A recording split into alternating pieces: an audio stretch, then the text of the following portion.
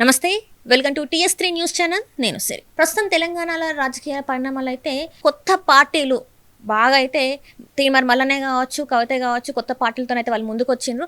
మరి ఈ పార్టీల వల్ల తెలంగాణలో ఎట్లాంటి మార్పులు రాబోతున్నాయి, మరి నిజంగానే తెలంగాణకి కొత్త పార్టీలు అవసరమా? సో ఇట్లాంటి అనేక అంశాలు అయితే ఉన్నాయి. సో వీటి మీద స్పందించడానికి ఈ రోజు మనతో పాటు ఉన్నారు గొర్రెల మేకల కార్పొరేషన్ మాజీ చైర్మన్ రాజయ్య యాదవ్ గారు. నమస్కారం సార్. ఎట్లున్నారు సార్? బాగున్నామ్మా. తెలంగాణలో రాజకీయ పరిస్థితులు ఎట్లున్నాయి అనుకుంటున్నారు? రాజకీయ పరిస్థితులు అనుకున్నంత చక్కగా ఏం లేవు. కొత్త పార్టీలు అంటే ప్రజాస్వామ్యంలో 650 పార్టీలు ఉన్నాయి భారతదేశంలో. అందులో 2 ఇక్కడ ఉన్నాయి, ఇక్కడ కొత్త వచ్చినాయి. పార్టీ పెట్టుడు లెక్క కాదు, పార్టీ మనుగడ లెక్క. పూర్వం తెలంగాణ కోసం అనేక పార్టీలు పుట్టినాయి, కానీ టీఆర్ఎస్ మాత్రమే తెలంగాణను తెచ్చిన పార్టీగా నిలబడ్డది. తెలంగాణ రాష్ట్ర సమితి ఏదైతే ఉన్నదో టీఆర్ఎస్ నాడు, అది కేసీఆర్ స్థాపించిన పార్టీ ఏం కాదు. ఉద్యమకారులందరి ఆలోచన మేరకు రూపుదిద్దుకున్న పార్టీ అది. ఆ రూపుదిద్దుకున్న పార్టీకి కేసీఆర్ కెప్టెన్ గా వ్యవహరించిన మాట నిజం.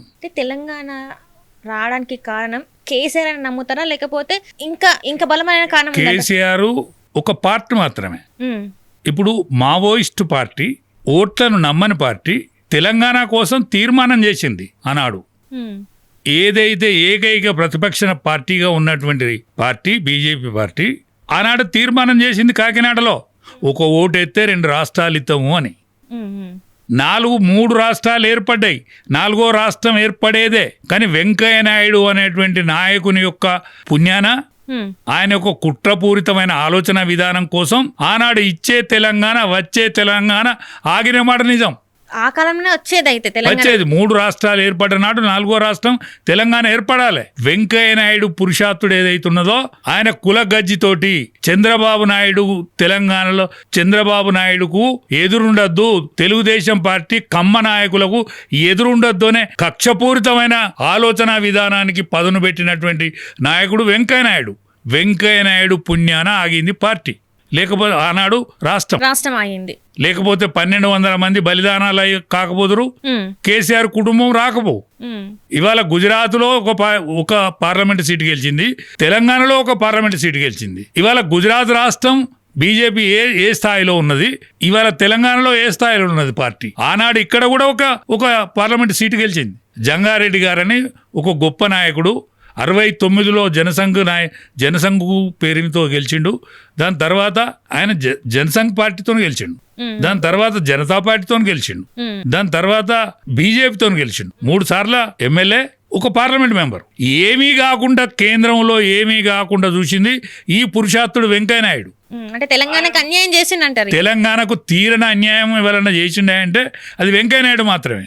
ఇవాళ ఎంఐఎం పార్టీ, మతతత్వ పార్టీ ఏదైతున్నదో ఎంఐఎం పార్టీ, దానికి మూల బీజం పోసింది వెంకయ్య నాయుడు. ఆనాడు బద్దం బాలరెడ్డి గారు 10,000 ఓట్లతోనే ఓడిపోయిండు. అశోక్ యాదవ్ అనేటువంటి ఒక విద్యార్థి నాయకుడు ఆనాడు ఓఐసీ తండ్రి మీద, ఈ ఓఐసీ తండ్రి మీద చార్మినార్లో 5,000 ఓట్లతోనే ఓడిపోయిండు. అటువంటి నాయకుడిని ఇవాళ జాడ పత్తా కూడా లేదు. బద్దం బాలరెడ్డి గారు కాళ్ళు పట్టుకున్నా కూడా టికెట్ ఇయ్యలే, వెంకయ్య నాయుడు తెచ్చుకున్నాడు ఇన్ఫ్లుయెన్స్ చేసి. వెంకయ్య నాయుడు చేయబట్టే ఇవాళ ఎంఐఎం పార్టీ ఇవాళ ఉండటానికి ఇక్కడ ప్రధాన కారణం, ఆల్ ఇండియాలో అది వెలగడానికి కారణం వెంకయ్య నాయుడు పుణ్యం. చారిత్రక సత్యాలు మీ యువతరాన్ని తెలవాలని చెప్తాను నేను. మా తరం అంతరించే ముందు యువతరానికి గతించిన కాలంలో సుభాష్ చంద్రబోస్ ఏం న్యాయం చేసిండు ఈ భారతదేశానికి, గాంధీ ఏం న్యాయం చేసిండు, నెహ్రూ ఏం న్యాయం చేసిండు, ఉరికొంబాలకు వేలాడినటువంటి భగత్ సింగ్ లాంటి నాయకులు ఏం చేసిండు, ఇవన్నీ విషయాలు చరిత్రలో లేని విషయాలను కూడా చెప్పాలి ఖచ్చితంగా. ఇవాళ ఇండియాకు స్వాతంత్రం వచ్చింది సుభాష్ చంద్రబోస్ వలన వచ్చిందని ఏ ప్రధానమంత్రి ఆనాడు సంతకం పెట్టిండో ఆయన యొక్క ముఖ్య అనుచరుడు మనకు చెప్పాల్సిన అవసరం ఏర్పడదు. అది నెహ్రూ వలన కాదు, గాంధీ వలన కాదు, స్వాతంత్రం వచ్చింది సుభాష్ చంద్రబోస్ వలన భయపడిచ్చింది అని చెప్పిండు. ఈ నిజాలు, ఈ సత్యాలు తెలియాలి. బీజేపీ నాయకులు, బీజేపీ చేయలేదు, బీజేపీలో ఉన్న నాయకులు చేసిన అన్యాయం. ఇవాళ ఆయనే వెంకయ్య నాయుడు చేయబట్టి మాత్రమే ఎల్కే అద్వానీ గారు ప్రధానమంత్రి కాకుండా మిడ్ టర్మ్ పోలుకు పోయిండు. వాజ్పేయి గారికి ఇష్టం లేకున్నా మిడ్ టర్మ్ పోలుకు పోవడం జరిగింది. ఏరోడ్రామ్కు పోయిన వాజ్పేయి గారిని వెనుకకు పిలిపించిండు అద్వానీ గారిని ఇన్ఫ్లుయెన్స్ చేసి.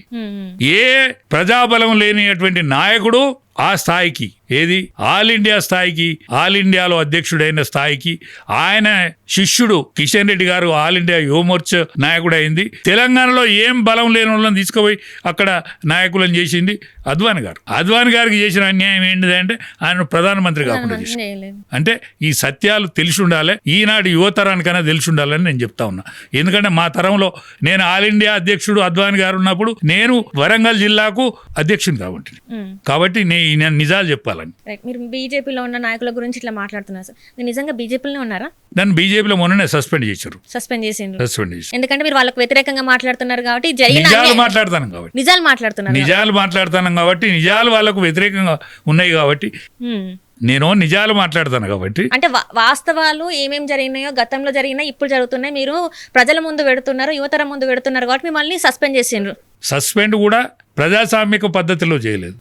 ఎవరికైనా నోటీస్ ఇచ్చి సస్పెండ్ చేస్తారు, కనీస నోటీస్ కూడా పాటించలేదు. మరి ఎట్లా ఈ రకంగా ఇంత మీరు ఇప్పటి నుంచో ఉన్నారు, కనీస గౌరవంగా ఆయన ఇవ్వాలి కదా. నేను 20 ఏళ్ళు పార్టీలు లేని మాట వాస్తవం.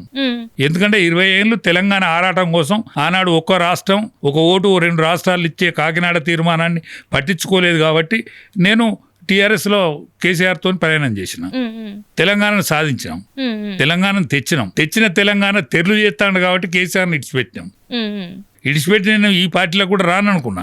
కానీ ఈటల రాజేందర్ గారు మీ సర్వీస్ అవసరం ఉన్నది రాజన్న అని చెప్తే నేను బీజేపీలోకి రావడం జరిగింది. అది మన అమిత్ షా గారి నాయకత్వంలో అమిత్ షా గారి కండవ కప్పి నన్ను పార్టీలోకి తీసుకున్నాడు. అయితే ఇప్పుడు ప్రస్తుతం ఉన్న తెలంగాణ పరిస్థితులు మీరు చూస్తాను, బీజేపీ నాయకులు నిజంగానే మీరు అన్నట్టు తెలంగాణలో అసలు బీజేపీ ఎమ్మెల్యేలు కానీ ఎంపీలు కానీ లేరేమో అనిపిస్తుంది. అసలు ఈ పార్టీ బీజేపీ అనే పార్టీ అసలు తెలంగాణ లేదేమో అనిపిస్తుంది. కవితనేమో అనిపిస్తుంది వాళ్ళకంటే, వాళ్ళకంటే కవితనేమో అనిపిస్తుంది. 8 మంది ఉన్నారు ఎంపీలు, 8 మంది పార్లమెంట్ మెంబర్లు, 8 మంది అసెంబ్లీ మెంబర్లు, 3 శాసన మండలి మెంబర్లు ఉన్నోళ్ళు పార్టీ వాయిసే లేదు.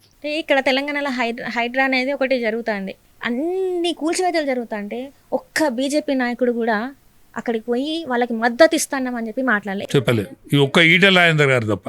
ఈటల రాజేందర్ గారు ఫస్ట్ స్టార్టింగ్ లో మాట్లాడినారు, మళ్ళీ ఇంతవరకు మాట్లాడలే. ఇప్పుడు ఆయన కూడా వెనుకోపోయాడు. ఎందుకంటే మరి పార్టీ నాయకత్వం దానికి అనుకూలంగా లేదు. ప్రజల సమస్యల గురించే కదా మీ పార్టీ అని అంటారు. ఇప్పుడు మళ్ళా అధికారంలోకి వస్తా నేనే ఖచ్చితంగా పశ్చిమ బెంగాల్లో ఎట్లయితే గెలుతానో ఇప్పుడు మేము కూడా గెలుతామని చెప్తాను మా అధ్యక్షుల వారు, తెలంగాణ అధ్యక్షుడు రామచంద్రరావు గారు.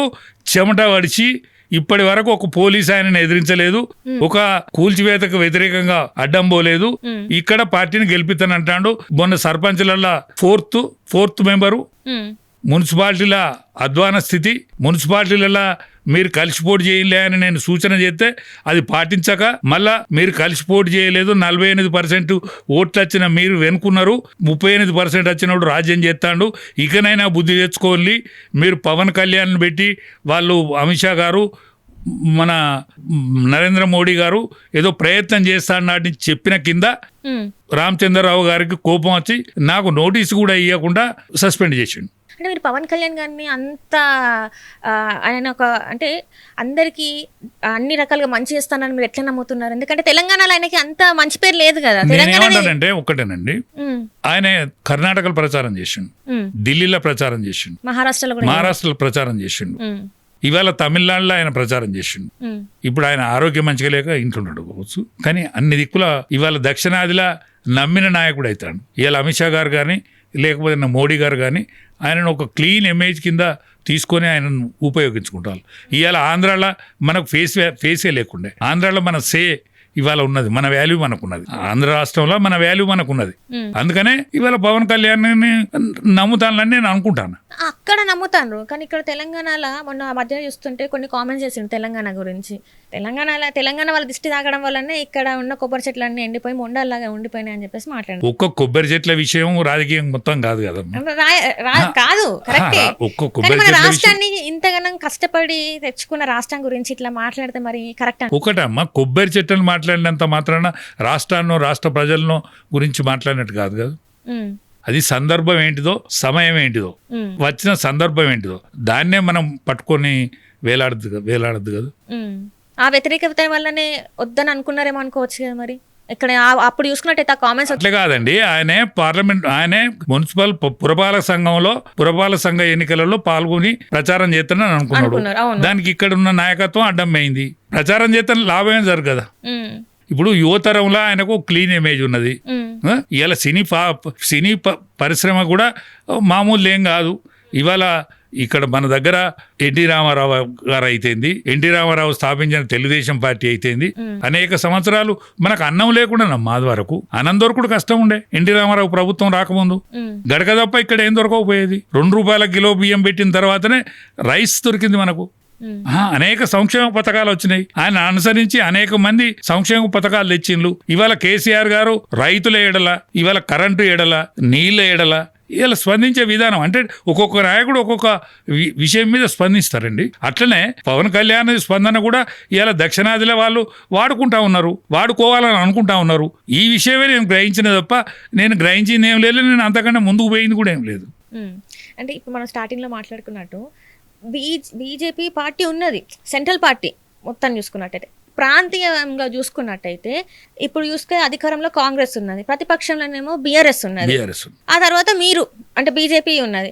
ఎంతసేపు బీజేపీ నాయకులు బీఆర్ఎస్ మీద వాళ్ళ గురించి మాట్లాడతారు, ఎందుకు అధికారంలో ఉన్న కాంగ్రెస్ గురించి మాట్లాడారు, వాళ్ళు చేసే తప్పుల గురించి మాట్లాడారు? ఒకటే అమ్మా, ప్రతిపక్షాన్ని తొక్కేందుకు ప్రయత్నం చేయొద్దు. ప్రతిపక్షాన్ని తొక్కినంత మాత్రాన మనం ముందడికి రాము.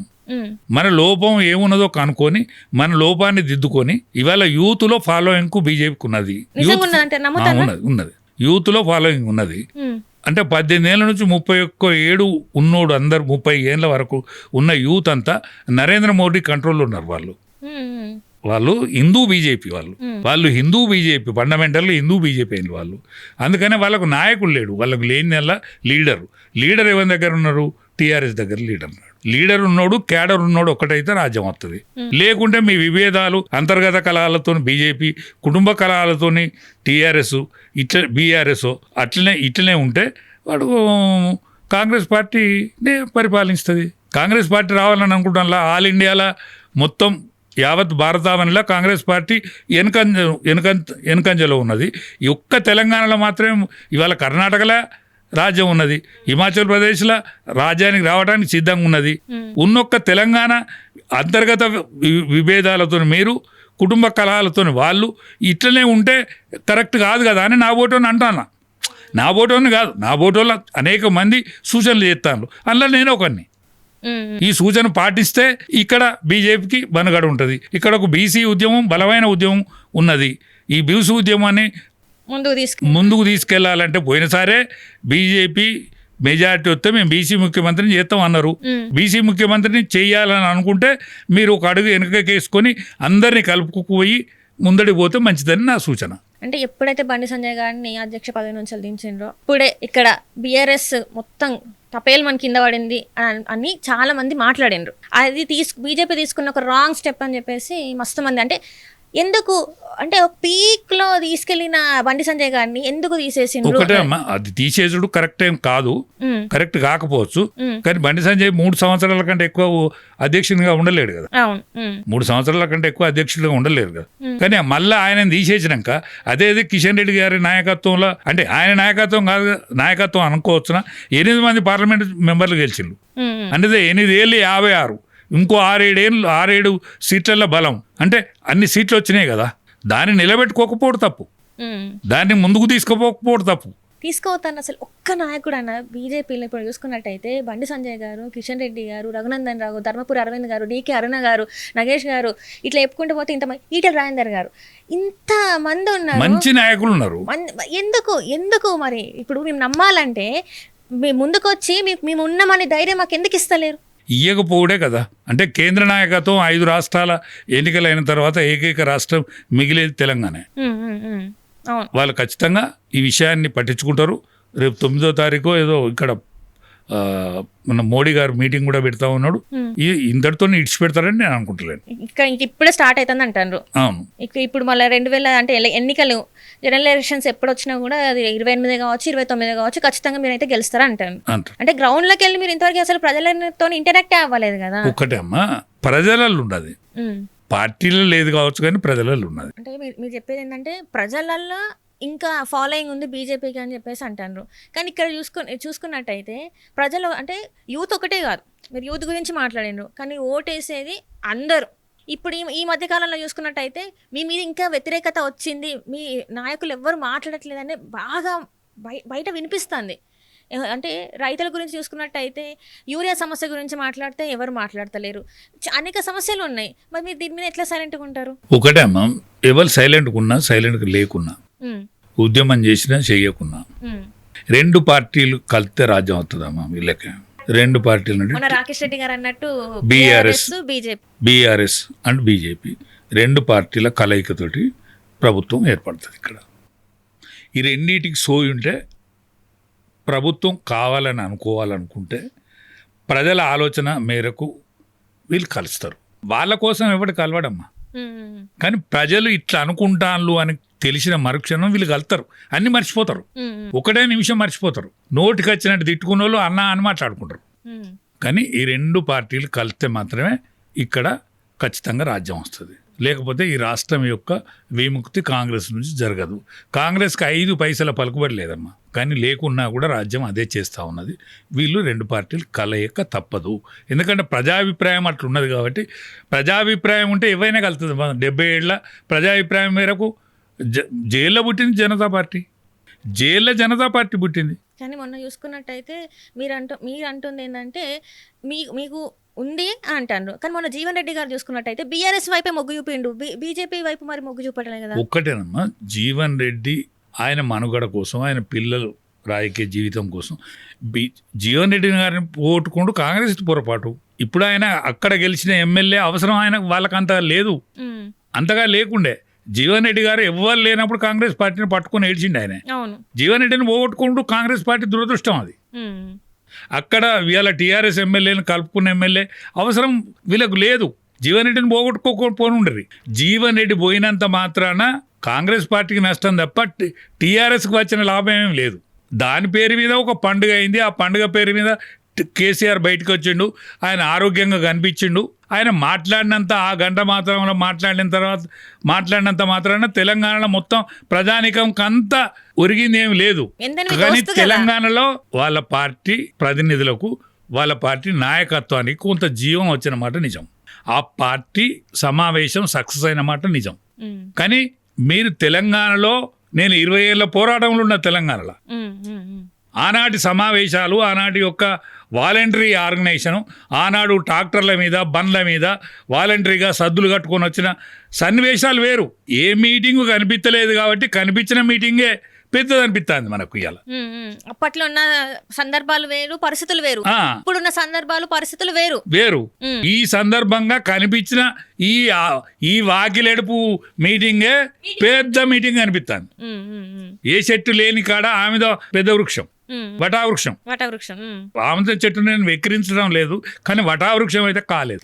దేని ప్రియారిటీ దానికే ఉంటుంది, దేని ఏమంటే లక్షణం దానికే ఉంటుంది. ఇదే పార్టీలకు వెళ్ళి ఇదే బీఆర్ఎస్లో 10 సంవత్సరాలు పదవిని అనుభవించిన కవిత ఈరోజు బయటకు వచ్చి వాళ్ళ నాన్నని విమర్శిస్తుంది. పార్టీ పెట్టి మరి ఆ పార్టీ ఆవిర్భవించిన రోజున కేసీఆర్ని ఎట్లా పడితే అట్లా మాట్లాడేది. అది కరెక్ట్ అంటారా? దురదృష్టం అమ్మా, అది కవిత దురదృష్టం. కవిత దురదృష్టం, కవితను కన్నా తండ్రి దురదృష్టం. వాళ్ళ బతుకులు ఎక్కడుండేనమ్మా, వాళ్ళు బతకడానికి ఎక్కడి వేయిండ్లు? అమెరికాకు వేయిండ్లు. అమెరికాకు బతకడానికి పోయిన వాళ్ళు ఈడ బతుకు తెరువు మంచుకున్నదని వచ్చిండ్రు. ఇండ్లు లేని వాళ్ళు, కిరాయి ఇంట్లో ఉండే కవిత, ఆమె ఇవాళ ఆముదం చెట్టుపోయి వటావృక్షం అయింది. కానీ వటావృక్షం నిజమైన వటావృక్షం కాదు. గాలెత్తే వేర్ల కాంచెల్లి పీక్కొని పోతుంది. ఎందుకంటే దాని వేర్లు బలంగా లేవు, దానికి బునియాదే లేదు, ఆ పార్టీకి పునియాదే లేదు. వాళ్ళ తండ్రే పునియాది. ఆమె ఏం చేసిందనమ్మా, ఏం ఉద్యమం చేసిందని ఆమె పార్లమెంట్ మెంబర్ అయింది. ఉద్యమ కాలంలో ఉన్నారు కదా. ఉద్యమ కాలంలో ఉన్నది, ఉద్యమం చేయలే, ఉద్యమ కాలంలో ఉన్నది. బతుకమ్మ ఆమెకు తోడు పుట్టలే, అది బహుజనుల బతుకమ్మ. ఈనాటిది కాదు, ఉన్నాయి ఏనాటితో బతుకమ్మే ఆమె పుట్టించినట్టు, బతుకమ్మ ఆమెతోనే పునరుద్ధరణ జరిగినట్టు. నా బిడ్డ కూడా అమెరికాలో ఉంటది, అక్కడ కూడా బతుకమ్మ ఆడుకుంటారు. సెలవు దినం నాడు ఈమె వల్లనే విదేశాలలో బతుకమ్మ ఆడినట్టు చిత్రీకరణ ఇదంతా. ఆమెకో సబ్జెక్ట్ కావాలి. వి ప్రకాష్ గారు ఆమెకో సబ్జెక్ట్ ఎంకులాడి ఈయన వర్కింగ్ కమిటీ మెంబర్ అయ్యిండు. ఎవరు? కేటీఆర్ గారు. తారక రామారావు గారు ఆయన పేరు. అదే తారక రామారావు. ఆయనకు నేనే సభ్యత్వం ఇచ్చిన, నేనే కండువా కప్పినాను ఆనాడు కొరిలో. మా దగ్గర కొరిలో నేనే, తక్కలపల్లి రవీంద్రరావు గారు అధ్యక్షుడు ఉండే, నేనే ఆయన కండువా కప్పిన. నేను ఆయనను యూరియా భత్తుతో పోల్చి నేను సూపర్ భత్తుతో పోల్చుకున్నా. నేను ఆయన కంటే ముందుగా మాట్లాడాలి కాబట్టి. మేమంతా వెళ్ళాలి, మేము పెంచిన వాళ్ళమే. మా చేతుల మీదకి వెళ్ళి పెరిగిన రాజకీయ జీవితంలో వాళ్ళని చిన్నప్పుడు మేము ఎత్తుకోకపోవచ్చు, కానీ రాజకీయాలలో మాత్రం వీళ్ళని ఎత్తుకున్నాం, భుజాల మీద మోసినాం. కానీ తండ్రిని ఆ విధంగా మాట్లాడడానికి ఆమెకు భావ్యం కాదమ్మా. ఎవరైనా మాట్లాడిపిస్తున్నట్ట, ఎవడు మాట్లాడినా మాట్లాడిన వాళ్ళ తప్పు కదా, కరెక్ట్ కాదు కదమ్మా. అట్లా మాట్లాడు కరెక్ట్ కాదు, అట్లా మాట్లాడచ్చు. మన మనిషి కాదు కేటీఆర్, ఆ పాత మనిషి కాదు మర మనిషి అని చెప్పేసి మర మనిషి ఎట్టయిండు. నువ్వు ఎక్కడుందు, నీ కొంప ఎంత కొంప ఇప్పుడు అన్నాడు, కిరాయిల్లు ఎంత, నీ లక్షల గడియారం ఎక్కడి నుంచి, నువ్వు అమ్మతో పోల్చుకుంటాను, నువ్వు అమ్మ ఎట్లా అవుతావు, నువ్వు బొమ్మ వేసి అమ్మేసం వేస్తావు అన్న అంటే ఎట్లమ్మా, నువ్వు బొమ్మ అమ్మ, నేను అమ్మ నువ్వు ఉచిత చదువులు చదివిస్తానంటావు. నువ్వు 5 ఏళ్ళు పార్లమెంట్ మెంబర్ ఉన్నప్పుడు ఈ విషయాలన్నీ ఎందుకు మాట్లాడలే? అద్భుత తెలంగాణ ఏర్పడ్డది, హక్కుల తెలంగాణ ఏర్పడలేదని అంటావు. మరి ఆనాడు మా అటువంటిలను పార్టీల నుంచి వెళ్ళగొడతా అంటాను, వెళ్ళిపోతా అంటాను, ఆనాడు అడ్డం పోయి మీ తండ్రితో మాట్లాడితే నీకేమైంది? ఎందుకు మాట్లాడినావు, ఎన్నడు మాట్లాడినావు, ఎప్పుడు మాట్లాడినావు, సందర్భం చెప్పు. గొంతెత్తి ఎందుకు మాట్లాడలే? మీకు తెలియదా ఈ పొరపాటు చేస్తా అంటే, ఈటల రాజేందర్ నువ్వు వెళ్ళగొడతా అంటే, రాజయ్య యాదవ్ వెళ్ళిపోతా అంటే మీకు నోరు పడిపోయిందా? నన్ను అడిగినావే పార్లమెంట్ టికెట్ అప్పుడు, అంకుల్ నా టికెట్ గురించి చర్చ అవుతుందా అని అడిగినవే? అదే అంకుల్ పార్టీల నుంచి ఎందుకు పోతాను అంకుల్ అని అడిగినావా? నాకు ఫోన్ చేసినావా? పోయినాకన్నా ఫోన్ చేసినావా? పోయినాకన్నా ఫోన్ చేయాలి కదా. మీరు సన్నిహితంగా ఉన్నోళ్ళే కదా, నువ్వు కానీ మీ అన్నయ్య కానీ మీరు అందరూ మాతో సన్నిహితంగా ఉన్నోళ్ళే కదా. ఎన్నడన్నా మాట్లాడినా మీ ముఖానికి? అనేక మంది దెబ్బలు పడ్డోడు, పాట పాడినోడు, డోలు కొట్టినోడు, డప్పు కొట్టినోడు, పోలీసులతో దెబ్బలు తిన్నోడు, ప్రాణం పోయినోడు, ఎంతో మంది ఏడిసిళ్ళు ఇక్కడ తెలంగాణలో. మీ సోయి ఎక్కడ పోయింది? మీ బుద్ధి ఎక్కడ పోయింది? ఆనాడు యాదికి రాని వల్ల మీకు అన్యాయం జరిగిందని యాదికి వస్తుందా? నువ్వు పార్టీ పెడితే నీ పార్టీకో విలువ, నీ పార్టీకో మొక్కయి వటా వృక్షం అవుతుందా? బీసీల కోసం పోరాడుతున్నా. బీసీల కోసం నువ్వెందుకు పోరాడాలి? బీసీ నాయకులు లేరా? మేము పోరాడుకుంటలేమా? బీసీల కోసం నువ్వు పోరాడాలా? నీ ఇల్లు నీ బీసీ భవన్ చేయి, నీ ఇల్లును బీసీ భవన్ చేయి. నువ్వు కిరాయింటనే కదా ఉన్నది అది వరకు. ఇప్పుడు బీసీ భవన్ చేయి, ఇవాళ బీసీ నాయకుని చేయి. నువ్వే అధ్యక్షుడికి.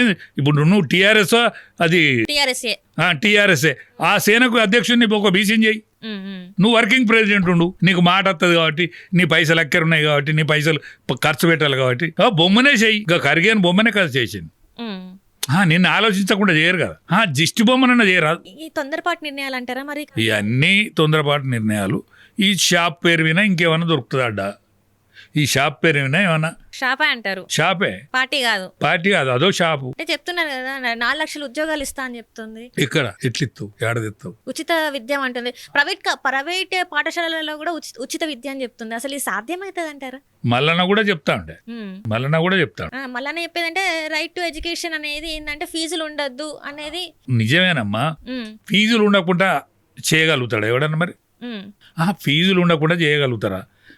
నువ్వేవో ఒక బడి పెట్టు, మళ్ళా కవితకే ఒక బడి పెట్టని పెట్టి మొట్టమొదటి ఒక మోడల్ స్కూల్ చేయండి. మీరు ఒక మోడల్ స్కూల్ చేసి చూపెట్టుండ్రి, డెమాన్స్ట్రేషన్ ప్లాట్ చేయండి. మీరు ఇప్పుడు మనం ఒక విత్తనం వృద్ధి చేయాలనుకుంటే డెమాన్స్ట్రేషన్ చేస్తారు ఫస్ట్. మీరు డెమాన్స్ట్రేషన్ ఒక కాలేజ్ పెట్టండి. ఏది ఆల నుంచి ఏబిసిడీల నుంచి పీజీ వరకు ఫస్ట్ పెట్టండి. మీరు ఓ ఇంజనీరింగ్ కాలేజ్ పెట్టండి, ఓ మెడికల్ కాలేజ్ పెట్టండి. ఈ 3 కాలేజీ మోడర్న్ కాలేజీలు మేము ఇట్లా నడుపుతాం ఉచితంగా. అప్పుడు మేము నమ్ముతాం.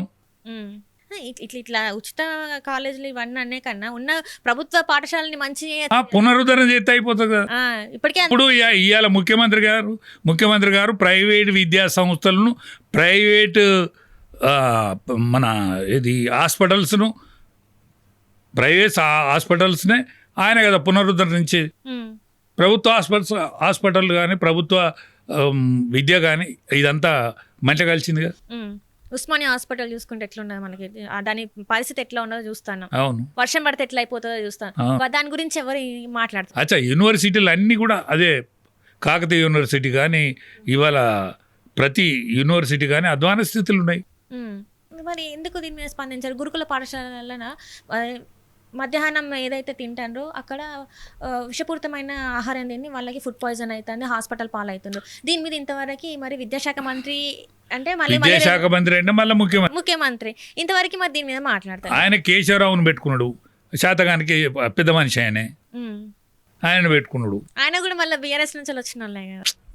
సరే ఏం చేస్తావమ్మా, అంటే ఇక్కడ ఎటు చూసినా కూడా బీఆర్ఎస్ నుంచి వెళ్ళిన వాళ్ళకే పెద్దపీట వేస్తున్నారు అని చెప్పేసి ఆల్రెడీ ఒక మాట వచ్చేసింది. ఇప్పుడు బీఆర్ఎస్ నుంచి వెళ్ళినడం కాంగ్రెస్ పెద్దపీట ఎత్తారు, కాంగ్రెస్ నుంచి పోయిన వాళ్ళను బీఆర్ఎస్ పెద్దపీట ఎత్తుంది. టీఆర్ఎస్ లా మొదటి నుంచి ఉండి కష్టపడి కొట్లాడిన వాళ్ళను బయట మావతుకున్నారు. అంటే అటు నుంచి ఇటు వచ్చిన వాళ్ళకేమో మర్యాదలు మంచి జరుగుతాయి, కానీ అసలు సిసలైన ఉన్న వాళ్ళనేమో బయటికి పంపించి వాళ్ళని అరిగోస పెడతారంట. కానీ చరిత్రకారుడు ఎవడైనా నాకు కావాలని కోరుకోడమ్మా, చరిత్ర నిర్మాణమే కోరుకుంటాడు. ఆనాడు సుభాష్ చంద్రబోస్ కానీ, భగత్ సింగ్ కానీ, ఆజాద్ చంద్రశేఖర్ కానీ వాళ్ళు ఏం ఫలితాన్ని కోరుకోలేదమ్మా. ఎవడైనా నిజమైన ఉద్యమకారుడు నాకు ఫలితం కావాలని అనుకోడు. ఉద్యమకారుడు ఆ విధంగా కోరుకోడు, ఉద్యమాన్ని సొమ్ము చేసుకునేతోడు కోరుకుంటాడు. కేసీఆర్ దళితుడే ముఖ్యమంత్రి అన్నాడు కదా, కానీ తీర సమయానికి అన్నాడు ఏంటిది మెజారిటీ రాదనుకోని. నేను అన్నా ఆడికి అన్నా నిన్ను ఎవరు అనమంటలేరు కానీ ఏ కాలం ఎట్లా వస్తుందో మళ్ళీ ఎందుకంటాను అంటే లేదు కేసీఆర్ అనే తోడు కాపలా కుక్కే, కేసీఆర్ అనే తోడు కాపలా కుక్కే, తెలంగాణకు కాపలా కుక్క రాదన్నా. నేను చెప్తాను విను, దళితుడే తొలి ముఖ్యమంత్రి. దళితుడు చేసిన చేతేమో బాల్ ఠాక్రే చేసింది కదా, బాల్ ఠాక్రే కాలేదు కదా ముఖ్యమంత్రి. ఇద్దరు ముగ్గురు ముఖ్యమంత్రులను చేసింది కదా ఆయన బాల్ ఠాక్రే గారు. నువ్వు కూడా బాల్ ఠాక్రే ఉండు కదా. దళితుని ముఖ్యమంత్రి చేస్తే ఏమవు, నిన్ను దాటిపోవునా? నువ్వు మాట తప్పుతీవి, మూట వచ్చింది తప్ప నీకు మాట ఉన్నదా? చరిత్రలో నీ పేరు ఉంటుందా? ఉండదంటారా కేసీఆర్ గారికి? అంటే తెలంగాణ తెచ్చిన ముఖ్యమంత్రిగా పేరుంటుంది, తెలంగాణ ఉద్యమకారునిగా పేరుంటుంది, కానీ కీర్తి ఏది? నీ కీర్తి కిరీటం నీ సంతానంతో రుద్దబడ్డది కదా. ఇవాళ నీ కళ్ళ ముందంటే కుక్కలు కొట్లాడినట్టు కొట్లాడుతాను కదా, నీ మీదకే కుక్క ఎగబడ్డట్టు ఎగబడతాను కదా. ఇంకా ఇంతకంటే ఏం కావాలి, ఇంతకంటే ఏం కావాలి? అంటే ఇప్పుడు కేసీఆర్ అది అంటే ఒక దయనీయమైన స్థితిలో ఉన్నారని అంటారా? ఖచ్చితంగా దయనీయం. ఒక ఉద్యమకారుడు ఎన్నోసార్లు తన పదవిని అట్లా ఖాతరు చేయకుండా రాజీనామాలు చేసి బై ఎలక్షన్స్ అంటే ప్రజల మీద ఉన్నటువంటి నమ్మకంతో ఉద్యమాన్ని రగిల్చాలి, ఎప్పటికీ లైవ్లో ఉంచాలని రాజీనామాలు చేసిండు తప్ప ఆయన పదవికి పట్టింపు లేక ఎన్నడూ పదవికి కాంక్ష ఉన్నదంటారు. పదవి కాంక్ష లేకపోతే ముఖ్యమంత్రి ఎందుకు అవుతాడు? దళితుడు కావాలి, దళితుడు కావాలి ఆయన చెప్పినట్టు. ఆయన చెప్పిందే నిజమైతే ఆయన పదవి కాంక్ష లేకపోతే దళితుడు ముఖ్యమంత్రి కావాలి. కానీ ఇవేవి రాష్ట్రం వచ్చిన తర్వాత వాళ్ళు చెప్పిన మాటలు ఏవి కూడా లేవు, ఒక్కటి కూడా పాటింది. ఉద్యమకారులకి ఉద్యోగాలు అన్నారు, అది లేదు. ఏనాడు ఎవ్వరికి ఏం పెన్షన్ లేదు. ఉద్యమ కాలంలో ఇవాళ వేరే రాష్ట్రాలలో పెన్షన్ ఇస్తా ఉన్నారు. ఉద్యమంలో పనిచేసిన పెన్షన్ ఇస్తాను వేరే రాష్ట్రంలో, జార్ఖండ్ రాష్ట్రంలో ఇస్తా ఉన్నారు. ఇక్కడ ఉద్యమం ఆయన కాలంలో అనేక మంది చనిపోయినలు, అనేక మంది ఈయాడికి కూడా కేసులు నడుస్తున్నాయి. లేదు కానీ ఏది అన్నా కాకపోయినా ఒప్పుకోకపోయినా కేసీఆర్ వల్లనే ఈరోజు మరి తెలంగాణలో నీటి పరిస్థితి అయితే మంచిగా ఉన్నది. ఇంతకుముందు చూసుకున్నట్టయితే తలకట్టుకి నీరు వాడుతున్నా కూడా లేని పరిస్థితి ఈ రోజు మంచిగా ఉన్నది. అంటే నీరు కరెంటు ఇంటింటికి నల్ల, నకిలీయా భూమి ఏమైనా తప్పులా జరిగినాయా ఇంటింటికి నల్ల నీళ్లు, నీటి వసతి, పోతే కరెంటు, ఇవైతే కంటిన్యూగా ఆయన ప్రవేశపెట్టింది రైతుల కోసం ఆలోచన మంచి చేసి. దళిత బంధు మీద మీ అభిప్రాయం ఏంది?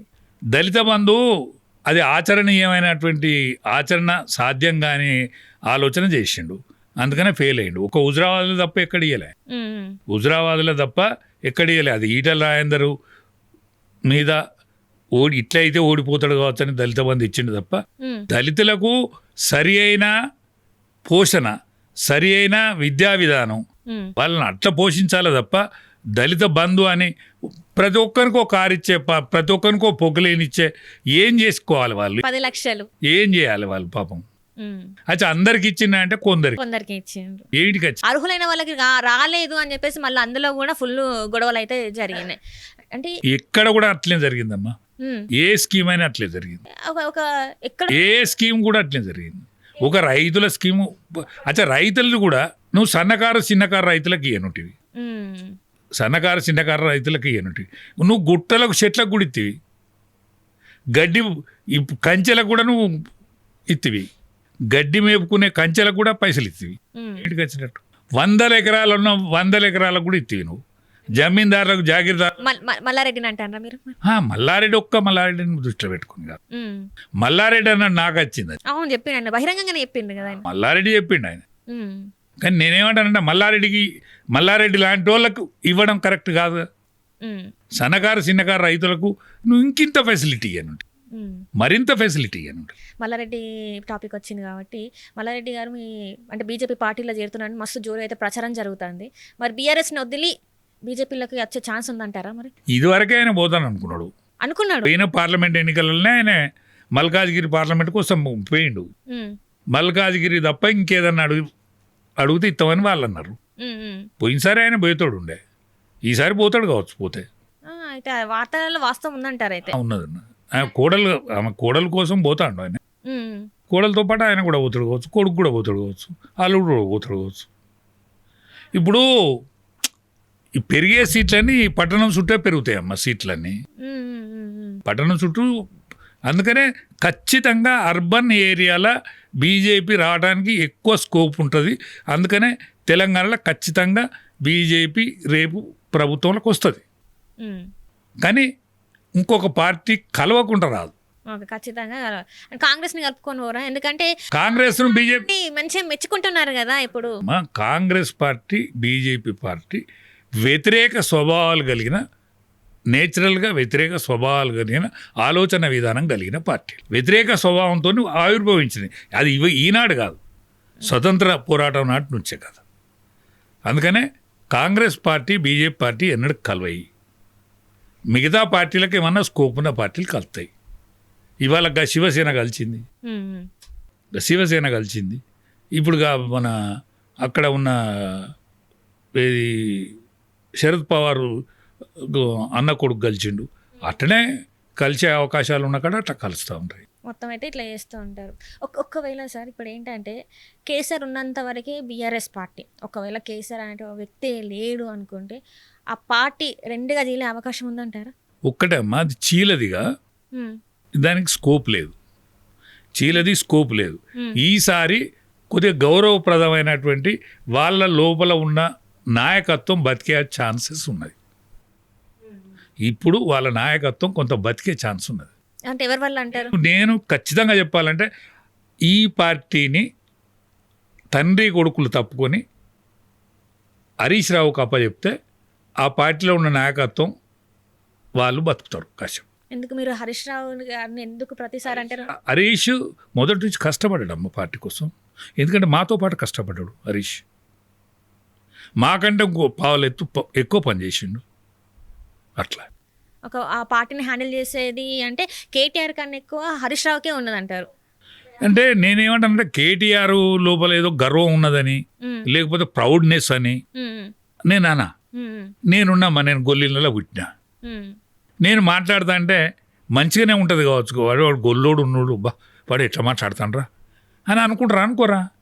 అట్లే ఆయన మాట్లాడితే ప్రౌడ్ అనిపిస్తుంది. ప్రౌడ్ ఏం లేదు, కానీ వర్డింగ్ ప్రౌడ్ ఉంటుంది. అదే హరీష్ మాట్లాడితే సౌమ్యత ఉంటుంది. ఇద్దరు ఒకటే కదా, ఇద్దరు ఒకటే, అర్థత ఉంటుంది. అంటే ఆయన సర్వీస్ ఓరియంటేషన్, ఈయన పెత్తనం ఓరియంటేషన్. ఆయన సర్వీస్ చేసి పెద్దోడైండు, ఈయన తండ్రి కొడుకుగా పెద్దోడైండు. అంటే బీజేపీ నుంచి వెళ్ళి చాలాసార్లు హరీష్ రావుకి ఆహ్వానం పోయింది, మా పార్టీలోకి రండి అని చెప్పేసి చాలామంది అడిగిందని కూడా విన్నాం. అది వాస్తవంగా అంటారా? ఏముంటే ఉండొచ్చు, మరి మాకు తెలియదు, అవేం తెలియదు. అంటే ఇక్కడ ప్రైవేట్ సందర్భంలో మాట్లాడినప్పుడు అయితే హరీష్ నాతో చాలా సన్నిహితంగా ఉంటాడు. ప్రైవేట్ సందర్భంలో మాట్లాడినప్పుడు మాత్రం మనం కలిసి పోటీ చేద్దామన్నా, ఎందుకే లొల్లి అది అని నాతో మాట్లాడిన సందర్భాలు ఉన్నాయి. ఇప్పుడు ఆ పార్టీ నుంచి కూడా ఒక రకంగా అన్అఫిషియల్ గ్రీన్ సిగ్నల్ అయితే వచ్చింది మీకు. ఉన్నది. లేకపోతే నేను గిన్ని ఏళ్ళ నుండి నేను ఏం కాకపోవచ్చు. మీరు ఒక ఫ్లాష్ న్యూస్ ఇచ్చినట్టే, ఒక బ్రేకింగ్ న్యూస్ ఇచ్చినట్టే. ఎందుకంటే ఇక్కడ ప్రజలు అందరు ఎట్లా అంటే బీఆర్ఎస్ అంటే తెలంగాణ తెచ్చిన పార్టీ ఒక సెంటిమెంట్ ఉన్నది. ఈరోజు మళ్ళీ బీజేపీ బీఆర్ఎస్ కలిసి కాదమ్మా, ఆనాడు సుష్మా స్వరాజ్ లేకపోతే ఈ సుష్మా స్వరాజ్ లేకపోతే తెలంగాణ వచ్చేది కాదు, తెలంగాణ రాష్ట్రం ఏర్పడేది కాదు. నేను శిరోముండనం చేసుకొని పార్లమెంట్ ముందర కూర్చుంటా ఖచ్చితంగా అని మాట్లాడితే మాత్రమే వచ్చింది. నా పిల్లలందరూ అక్కడ ఇంకొక వ్యక్తి చచ్చిపోవద్దు, నా పిల్లలు లాంటి వాళ్ళు వాళ్ళందరూ అని కూడా మాట్లాడారు. ఆమె గట్టిగా మాట్లాడుతున్నాయి. ఈ మూర్ఖులు, ఇక్కడున్న మూర్ఖులు, వెంకయ్య నాయుడు కన్సన్నల్లా మెదిలే మూర్ఖులు ఎవరైతున్నారో సుష్మా స్వరాజ్ పేరు తీసుకుంటలేరు. సుష్మా స్వరాజ్ పేరును వాడుకుంటలేదు. కాంగ్రెస్ పార్టీ మేము ఇచ్చినాం అంటుంది, మేము తెచ్చినామని చెప్పుకుంటుందని సిగ్గుపడతాను వీళ్ళు. మేమే తెచ్చినాము, మా సుష్మా స్వరాజే గట్టిగా పార్లమెంట్లో కొట్టాడిందని మాట్లాడతానికి సిగ్గుపడతాను వీళ్ళు. ఎందుకంటే ఎక్కడ వెంకయ్య నాయుడు ఇంకా ఏమైనా మమ్మల్ని మంచిగా చూడడం ఏమనే భయంతో. మరి ఇదే పార్లమెంట్లో తెలంగాణని పాకిస్తాన్తో పోలిస్తే మరి బీజేపీ నాయకులు ఎవరు మాట్లాడారు? ఒక్కడు మాట్లాడినంత మాత్రాన అది మొత్తం పార్టీ మాట్లాడినట్టు కాదు. మరి వ్యతిరేకించలేదు కదా. ఒక్క పిల్లగాడు మాట్లాడినంత మాత్రాన, ఒక్క పార్లమెంట్ మెంబర్ మాట్లాడినంత మాత్రాన సందర్భం ఏదైనా కావచ్చు, సందర్భానుసారం ఎట్లా వచ్చిందో దాన్నే పాకులాడుకుంటూ కరెక్ట్ కాదు. ఒక్కడు సందర్భోచితంగా మాటలు వస్తాయి, కొన్ని అప్పుడప్పుడు మాటలు వస్తాయి, కానీ క్షమాపణ కూడా చెప్పలేదు కదా. సరే నేను కాదు, అట్లా ఒక్కడు మాట్లాడినంత మాత్రాన అది మొత్తం కాదమ్మా. సుష్మా స్వరాజ్ రికార్డు తీయండి, ఆమె బీజేపీ కాదా? బీజేపీ. ఆమె ప్రతిపక్ష నాయకురాలా కాదా? ఆమె కొట్లాడుతున్నా కదా నాటి ఇచ్చింది. మీరు గట్టిగా నిలబడతానంటే నేను బిల్లు పెడతానని సోనియా గాంధీ సభలో మాట్లాడిందా, మాట్లాడలేదా? ఇది చాలదా సాక్ష్యం? అదే వెంకయ్య నాయుడు దుర్మార్గుడు చేయబట్టే కదా 7 మండలాలు పోయినాయి. 7 మండలాలు పోయినాయి, కారణం ఇవ్వలేదు వెంకయ్య నాయుడే కదా. ఆనాడు రాజ్యసభలో మాట్లాడింది వెంకయ్య నాయుడు, లీడ్ తీసుకొని మాట్లాడింది. విద్యాసాగర్ రావు గారు లేకపోతే బిల్లు కాకపోనమ్మా. విద్యాసాగర్జీ లేకుంటే బిల్లు రాకపోవు. ఆనాడు నరేంద్ర మోడీ, ఆనాడు రాజ్నాథ్ సింగ్తో గొడవ పెట్టుకుంటే నేను ఖచ్చితంగా పార్లమెంటులో ఆనాడు ఆర్థిక బిల్లు మీద చర్చ ఉండే. ఆర్థిక బిల్లు మీద చర్చ ఉపసంహరించుకుంటే మాత్రమే ఆనాడు తెలంగాణ బిల్లు వచ్చింది. నేను కేసీఆర్తోనే ఉంటేనే అన్న నువ్వు పోవాలి కదనే పార్లమెంటుకు అంటే, అరే నేను ఒక్క పోసి కానీ నేను ఒక్కని పోతే అది ఊదు కాలేదు, పీరు లేదన్న, సుష్మా స్వరాజ్ కొట్లాడుతుంది, ఆమె అలానే వస్తుంది తెలంగాణ అని చెప్పి నాతో ఆయన. ఉన్నారు కదా, సుష్మా స్వరాజ్ గారు ఉన్నారు, విజయశాంతి గారు ఉన్నారు, కేసీఆర్ లేడు. కేసీఆర్ లేరా? మేము ఇద్దరం ఒకటే రూమ్ ఉన్నాం ఇద్దరం. కేసీఆర్ పోలే. చాలానే జరిగినాయి అయితే ఆ టైంలో. మరి ఎందుకు ఇప్పుడు అందరు మాట్లాడుతున్నారు, ఆ టైంలోనే ఎందుకు మాట్లాడలేదు? ఇప్పుడు వాళ్ళ అధికారం అంటే ఎట్లా వస్తుంది అనేది ఆయన నమ్మకం. ఎందుకంటే ఆమె గట్టిగా పట్టుబడుతుంది. ఆమె మీరా కుమారి ఒప్పుకునేటట్టున్నది, ఆమె స్పీకరు. సో ఈమె బిల్లు పెడుతుంది, వాళ్ళు ప్రతిపక్షంగా ఒప్పుకుంటారు కాబట్టి ఖచ్చితంగా అవుతుందనే నమ్మకంతో మేము ఒకటే రూమ్లో ఉన్నామా. కేసీఆర్ గారు నేను ఒకటే దగ్గర ఉన్నాం, వాళ్ళ ఇంటనే ఉన్నాం. అంటే మీ మధ్యలో ఎట్లాంటి మనస్పర్ధలు వచ్చినాయో ఏమో తెలియదు. మీరు ఒక్క మాట చెప్పండి, అసలు నిజంగా కేసీఆర్ ఎట్లాంటి వాడు? చాలా మంచివాడు, చాలా ఉత్తమత్వం, గొప్పోడు, హృదయం ఉన్నవాడు.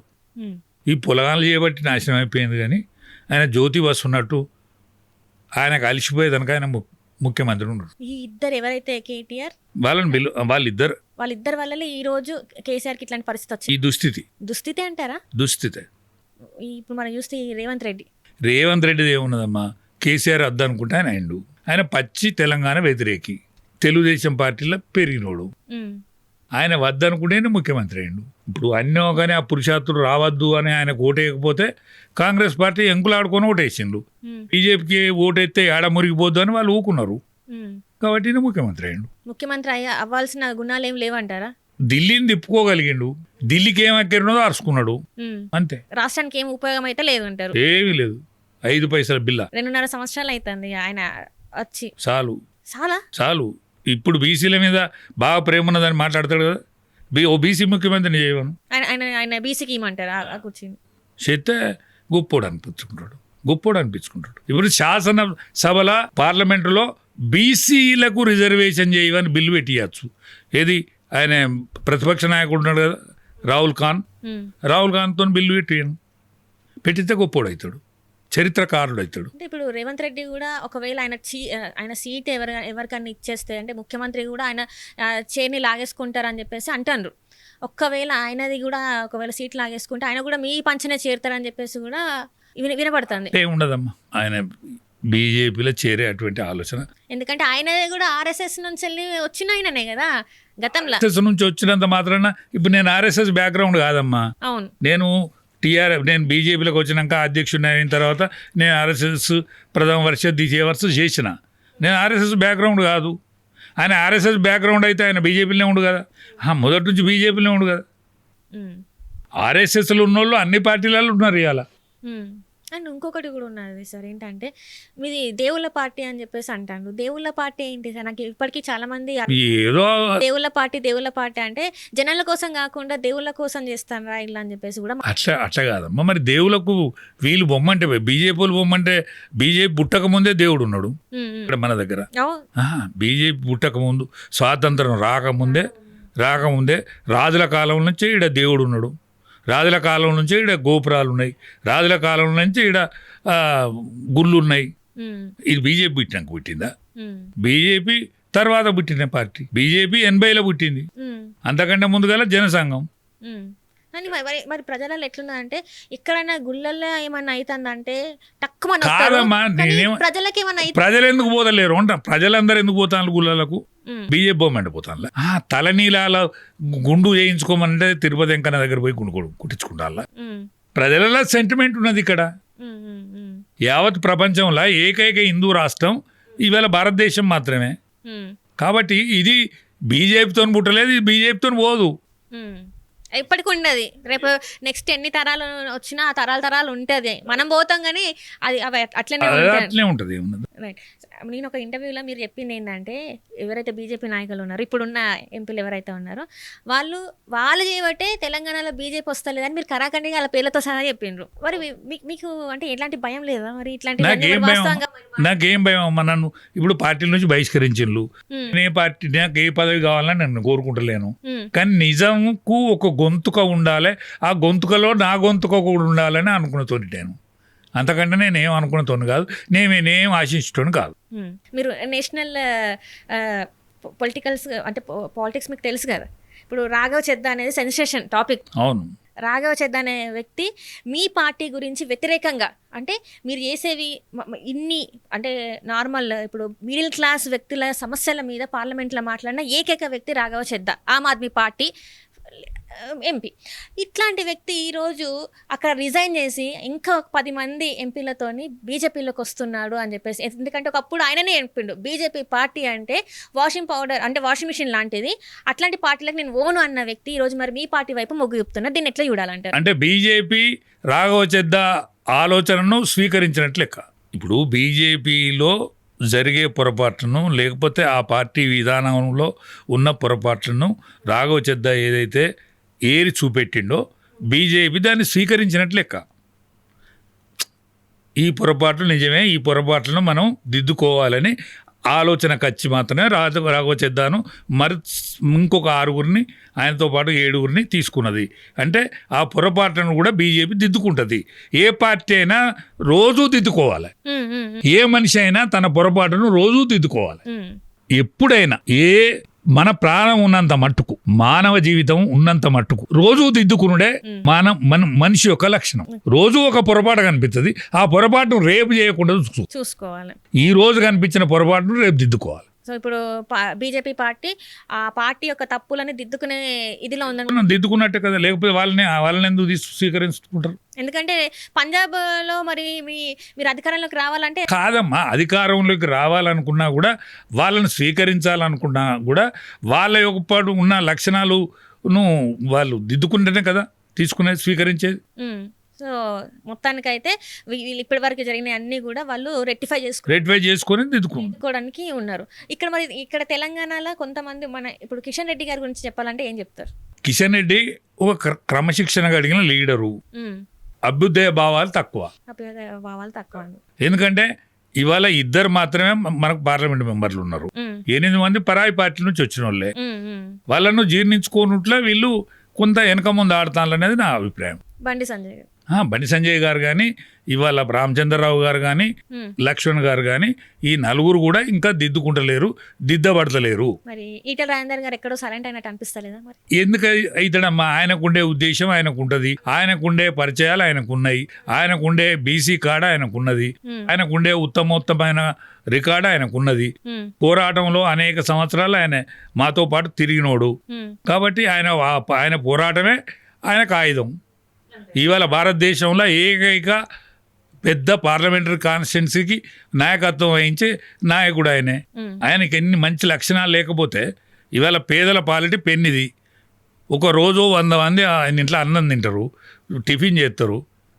అట్లాంటి నాయకుడు అరుదైన నాయకుడు. అటువంటి నాయకుడు లేడు కాబట్టి ఆయనకు ఉండే ఆ లక్షణాలు ఎక్కడికి పోవు. రఘునందన్ రావు నిక్కచ్చితమైన మనిషి, టిట్ ఫర్ టైట్.